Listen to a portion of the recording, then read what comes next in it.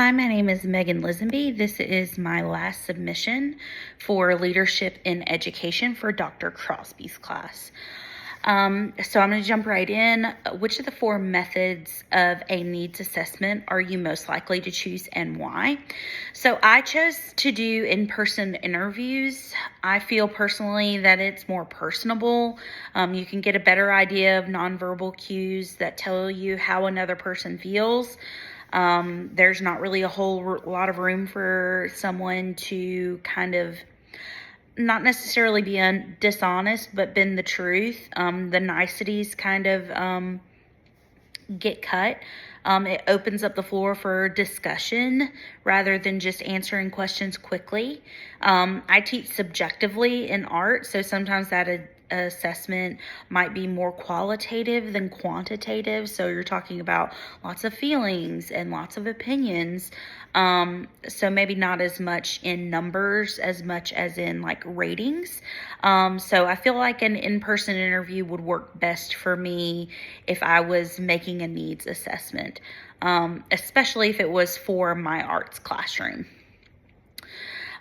So my second question is share your elevator speech for 30 seconds. This is good news that I would share about my school to other visitors to my school and why. So here is my 30-second elevator speech. Lee County High School is a vibrant, high-performing school that's committed to help students succeed. We have strong academics, including AP and career prep pathways, along with a wide range of clubs, arts, and athletic programs that let students discover their passions. Our teachers and staff focus on building a supportive, family-like environment. We call ourselves a family. As Lee County. Our teachers build this family-like environment where students feel encouraged, challenged, and prepared for life after graduation. At Lee County High School, we're shaping well-rounded learners and future leaders. I feel like this speech captures my school as a whole. It doesn't really just focus on one area, and especially being someone from the arts who's like a super advocate for the arts, I still think that it's important to hear equally. So you can learn a lot from my school. It's not just athletics. It's not just AP classes or gifted classes. It's not just arts. It's all of that combined. I teach many students who are academically driven or who are sports driven or arts driven, and it's really cool to see that collaboration that happens together. That is what makes my school unique. All right. So what can your school and district learn and district leaders do to support teachers? This would be the third question. So I would say most recently, and this is just because it's hot topic conversation, is clear communication. Sometimes our school district and school does not communicate directly, and it leaves a lot of us having to buffer them being the board, our principals, our admin, the school itself, to the community and other stakeholders and parents, and even sometimes to students or other teachers at other schools.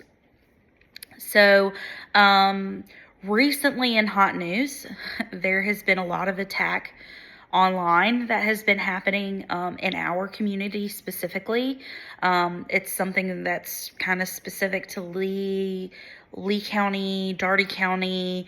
There are some entities online that have been directly attacking our school system, other school systems, churches in the areas, even go as far as the police department.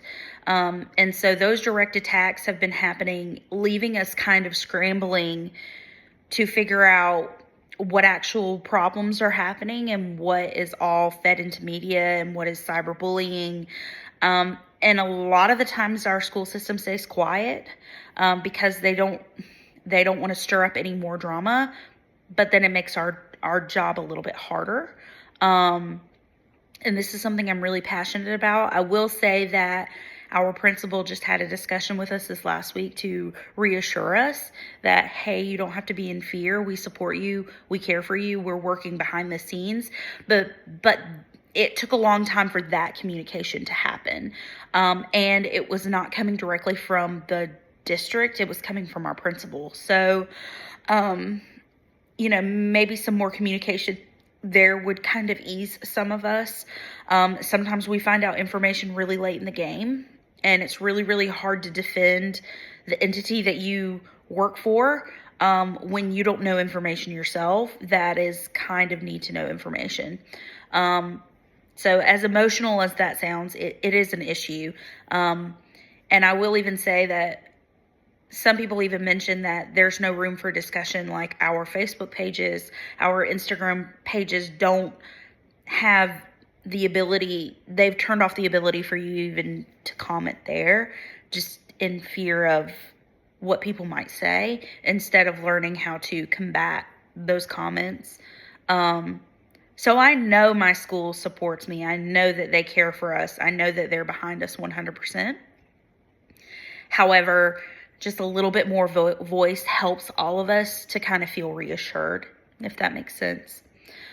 So that would be where I think that teachers need the support, personally, at this time, currently.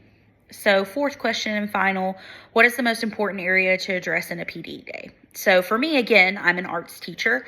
Collaboration between subjects and schools is really important to me. So I try really hard in my classroom to point out when we are working on other subjects while we're working on art. So in this lesson, you're learning math skills while you're also learning art skills. That might be reflective symmetry. That might mean learning how to use a ruler and draw a graph.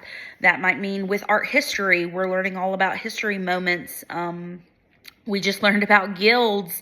We just learned about, how guilds work together in the Middle Ages. We've learned about Paleolithic art. We learn all the way from the very beginning to the very end.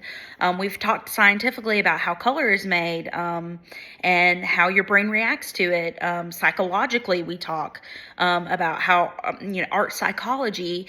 So we get a lot of different subjects in one area, and I don't see it happen as much outside of my classroom in other areas. So I would specifically offer talking to other groups about project-based learning and arts integration in the classroom, as well as how to collaborate outside of school. So my classroom advanced class just completed a collaboration with our local primary school. A gifted group of students drew monsters for us, and then my class got them, interpreted them for themselves, and made plushies out of them. And then we went and visited that school and gave those to those kids. So this is a great opportunity to show these kids, hey, this is what kids look like at a high school level. These are big kids that are making art. You should make art one day too. And so it's feeding into my program. It's also showing them, hey, these are successful, almost adults. So I feel like I can open up opportunities and share where to start and what can be learned from these opportunities as well, through a PD. Arts integration, cross-curricular integration in school, cross-curricular collaboration, I think is super important. And I could definitely do a rockin' PD on it, because I'm very passionate about it. So there's my answers for all 4 questions. I just want to show you how wonderful my t-shirt is. Weird teachers build character. We got to have the weird ones in there, because we got some weird kids. So I always have to have a safe place for everybody. I've enjoyed it so far, leadership and education, and I hope you enjoyed my video. Thank you.